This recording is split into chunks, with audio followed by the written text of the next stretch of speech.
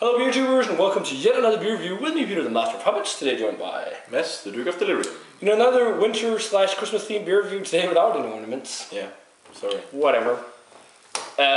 This is another of the Christmas beers by Nøgne Ø.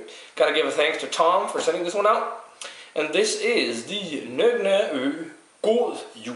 So they have two main seasonal beers, and it's this one and then the one I previously reviewed called Nøgne Jul, which is one I think is fine. I didn't share with you because on the phone when I was on my way, he was like, "It's not." It's talking about this beer. This is not one of those hell of a spicy, crazy beers. Yeah, I'm not so keen on that. No, don't worry. But this is Winter Warmer / American Strong Ale. It says American Strong Ale online. It says Winter Warmer some other places, but it's on 8.5%. It says God Jul is a full-bodied ale. It is brewed for the winter and pairs well with nuts, dried fruits, and Christmas cookies. And then it's unfiltered. So, this should be good. I haven't had this since 2010 either. Have you had it before? I think maybe like way back 2-3 years ago, but yeah. I don't remember anything of it. Yeah, so it should be fun to try again, so let's get it cracked open. So we've got the Nøgne Ø God Jul board. And I said, like, I'll get rid of the camera. It almost looks like a porter. It doesn't look like pitch black, more like intensely like brown. Yeah, kind of like the some of the traditional British porters. Yeah. But nice kind of beige head to it. Yep. Check out the aroma. Oh yeah, winter warmer type aroma to it. It's like raisins and nuts. Nuts, yeah, nutty. There's like a doughy, bready feel to it. It almost smells like some sugar. Yeah. Yeast. I think they use an English ale yeast on this. And it's got some of that kind of more traditional, actually, English aromas. It almost smells like a more amplified English winter warmer, because the aromas are more in your face. Yeah, it's quite bold, this aroma. Yeah. As you said, nuts, almost like a caramelized, nutty thing, almost like during Christmas in the US, you sometimes make like peanut brittle, just like brittle. There's like it's caramelized, like it's like nuts. If it's peanut brittle, it's peanuts and then like a caramel coating on top, and then it like hardens, and then you bash it and break it and eat it. For you Europeans who don't know what that is, but it's kind of like that, just with some kind of chestnut or something like that. Yeah, exactly. Very seasonal, very wintry smelling. Like lots of dark, almost like a toasty aroma to it. Not roasty all the way, but yeah, that toasty nuttiness, almost like that traditional porter-esque.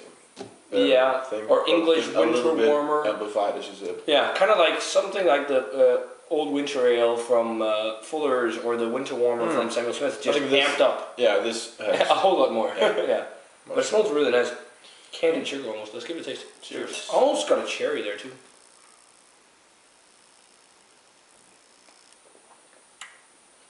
Yeah, definitely amped up on the flavors. There's almost like a spice character to it. But not a little roast in the end, I think. That's really nice. Yeah, kind of like a toasty, nutty. There's that caramel. I wouldn't say caramelized nuts kind of on the flavor, but more like that chestnutty, toasty, nutty flavor. Yeah.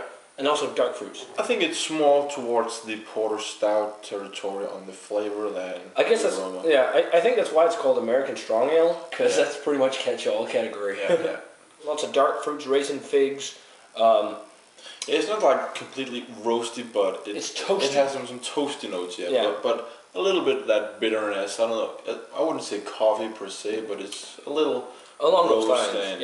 So that porter, almost like a clovey, spicy, spicy rye, but without being the actual spice flavor, kind of like an estery yeast flavor.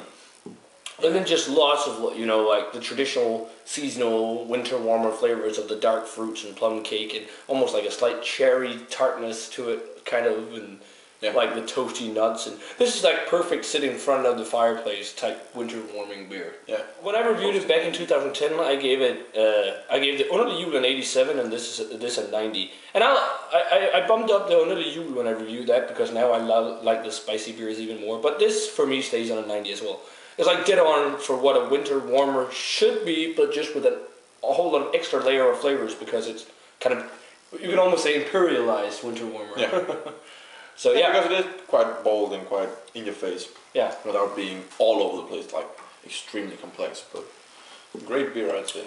So 90 for me, and... Yeah, 89 for me, I'd say.